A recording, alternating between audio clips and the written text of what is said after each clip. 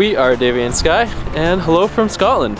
We are going to be exploring Edinburgh in this video. It is the beautiful old city that we actually flew into and will be flying out of in 2 days. So we have a jam-packed itinerary of all the things that we're going to get to see and do in a day in Edinburgh and take you along with us for the ride. Starting off our adventures, we have checked into the Marriott Edinburgh on Holyrood, and this is our beautiful room. We'll give you a little tour here.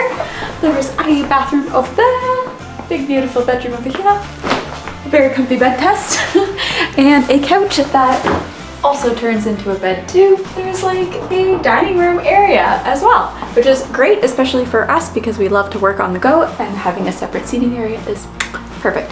My favorite thing about this room though is the view. Over here you can see is Arthur's Seat famous viewpoint hike. It takes about half hour, 45 minutes I believe to get to the top, and it has a great view of the city, but from our room we have a great view of it. We are starting our Edinburgh tour, self-guided tour, off at the end of the Royal Mile, and we're going to be heading up the Royal Mile to see lots more, but we wanted to start here because it's just around the corner from the hotel that we are staying at, and this is the Palace of Holyrood, which is the royal residence of the King in Scotland.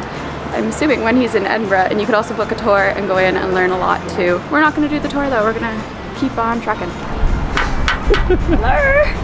I'm gonna be banished from Scotland. This is the Tolbooth Tavern. It's unique. It has like a little clock tower kind of thing sticking out of it, and it was built in 1591. It was part of the original Canongate, and it would collect tolls from travelers coming into the city, and then in 1820 a pub tavern was put in the bottom. This is the John Knox house, which is the oldest surviving medieval house or building on the Royal Mile. It was built in 1470, and it's just another neat little spot. I believe you can go in and learn some history of the 500 years it's been here.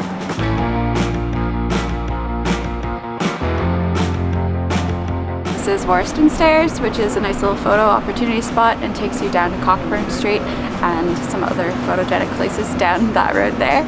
It's just a little bit less popular. There's not nearly as many people here. It's a win in our books. This is the Scots Monument, which is an iconic and must visit here in Edinburgh, and it's the second largest monument to a writer in the entire world. So this is for Sir Walter Scott, and it's like a Gothic style. You can actually climb to the top. We're gonna go see if they're open and taking people to the top. It's not one for people that get claustrophobic because the staircase can get quite narrow. It's £8. Last time we did this, it was £5. Unfortunately, it's too windy today. They won't let us go up. Well, they'll let you go up to level 1, but it's not really worth it to just go to level 1 because there's 3 levels. We have wandered into the Dean Village, which is kind of like a little oasis right in the city. It's a bit of a walk from the old town area, but it's well worth it because you really just get off the streets and you feel like you're in a whole different new area. It's so picturesque right along the river. There's lots of photo opportunity spots. It also brings a lot of tourists, so if you want to have it to yourself, come early in the morning or maybe late in the evening.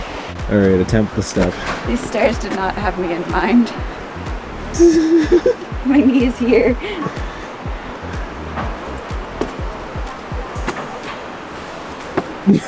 From Dean Village we walked along the river, and then you kind of come back up to one of the main roads, and then you can connect onto Circus Lane, which is a popular photo opportunity location. I mean, be respectful, I think that people are actually living on this lane as well, but it is super gorgeous and a great photo spot. Another great thing to do in the city is to find one of the many beautiful old bookshops here. We are at the Gently Mad bookshop. And it's just filled with old books floor to ceiling. It's so neat, and there are other bookshops like this around the city too. It's so cool.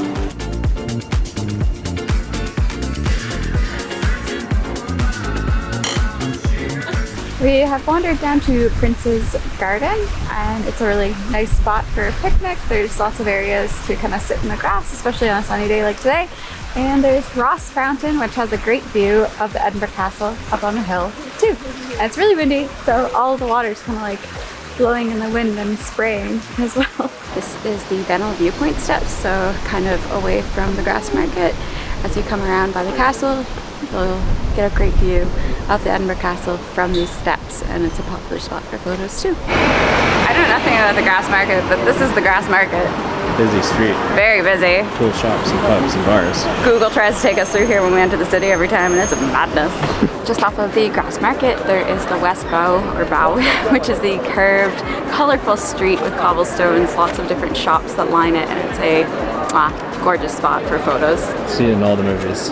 Yeah, it's in all the movies, truly. And they have like the nice bunting flags overhead, and it's always busy, but it's very pretty.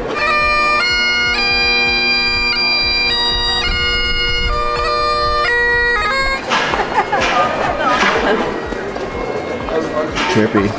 I'm being split.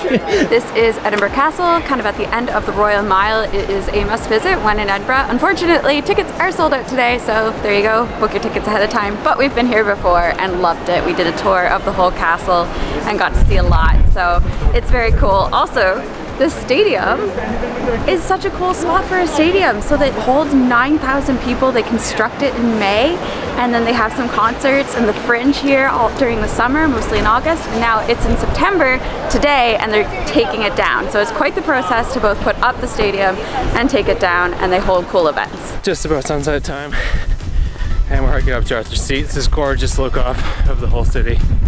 It's very popular. There's a lot of people heading up. Hopefully not going to be too windy at the top. We summited